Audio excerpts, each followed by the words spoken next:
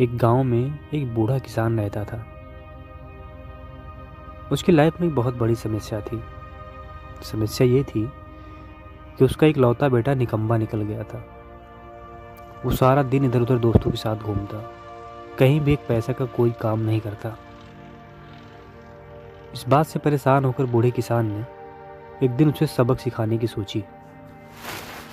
उसने अपने बेटे को बुलाया और कहा कि जाओ, अलमारी में मेरी घड़ी रखी है, उसे निकाल कर ले आओ।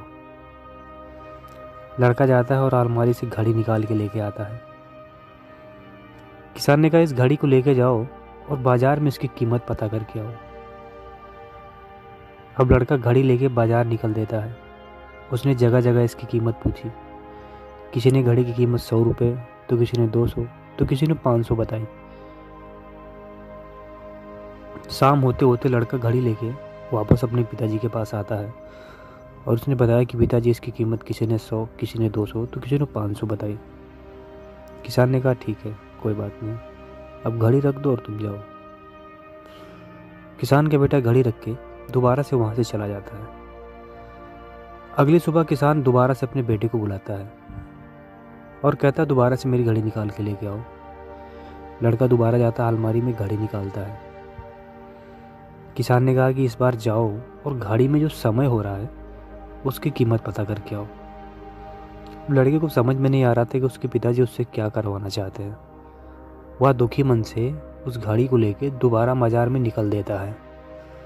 इस बार तो लोग उस पर हंसने लगे और कुछ लोग तो उसे पागल भी कहने लगे।